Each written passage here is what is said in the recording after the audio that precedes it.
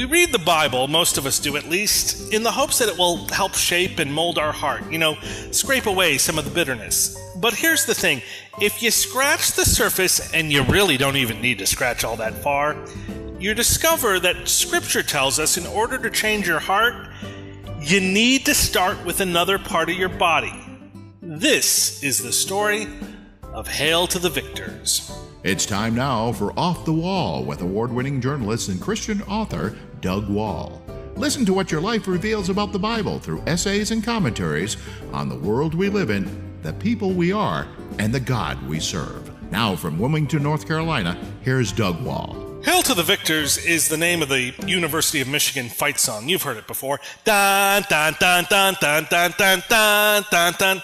I bring that up because I am a huge Michigan Wolverine football fan. I didn't go to school there, and I couldn't get in. I knew I couldn't get in, so I didn't even apply there. I didn't want to see the rejection notice, but all the same, I am a huge fan, especially since leaving the state. Michigan football has become my connection to home.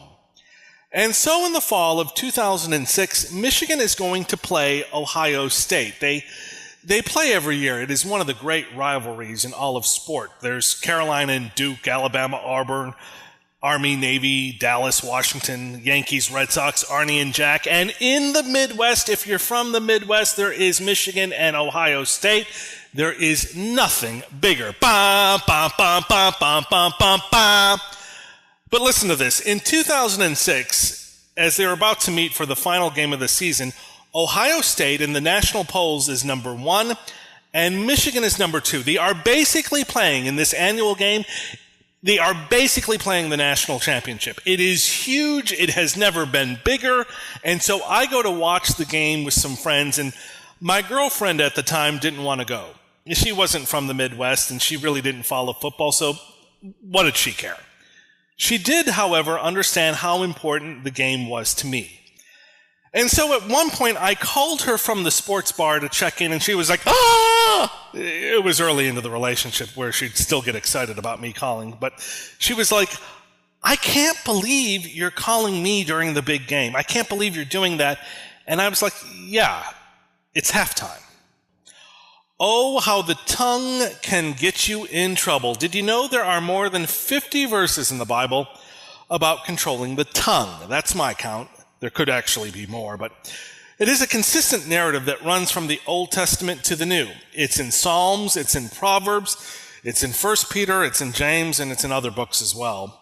The tongue is a restless evil full of deadly poison. That's what James wrote in chapter 3. Whoever keeps his mouth and his tongue keeps himself out of trouble. That is Proverbs chapter 23. Keeps himself out of trouble. Let's go back to my story. Here I was being a good boyfriend. I was checking in. My actions were good. But the tongue, you know what happened after I proclaimed it was halftime? I could literally feel her change over the phone. It was no longer, you're calling. It was now very distant. It was now very rushed. It was now, what do you want? What do you need? How can I help you? That lasted for a long time, long after we hung up the phone.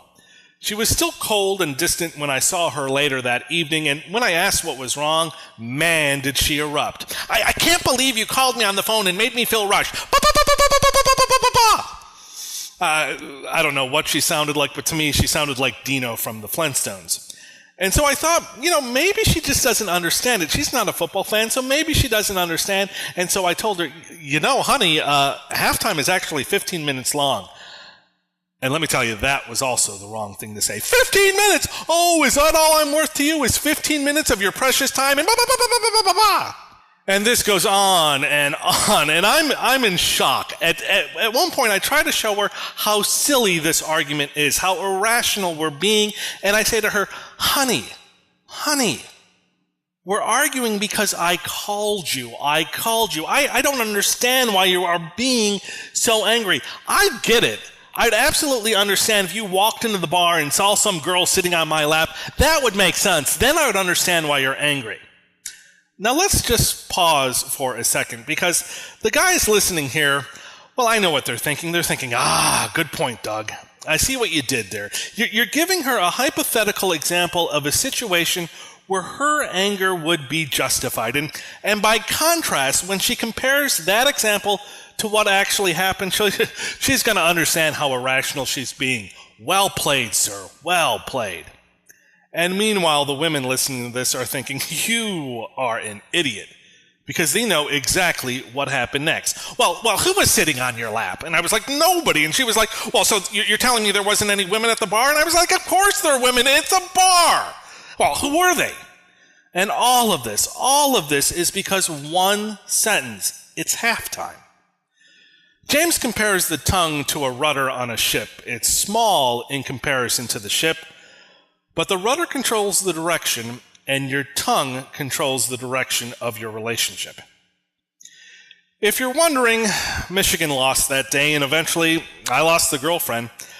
I sometimes wonder what would have happened if after she said, "Oh, you're calling during the big game?" What would have happened if I would have responded with, Yeah, I'm calling because I need to know how your day is going." I wonder how things would have been different.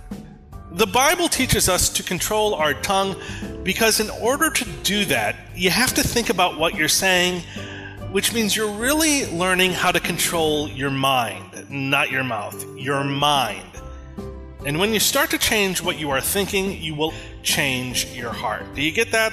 Tongue to the mind, mind to the heart. That is how you are biblically transformed. The process of getting a new heart starts by working on the tongue. I'm Doug Wahl in Wilmington, North Carolina. God bless, and Go Blue. You've been listening to Off the Wall on Desert Radio AZ.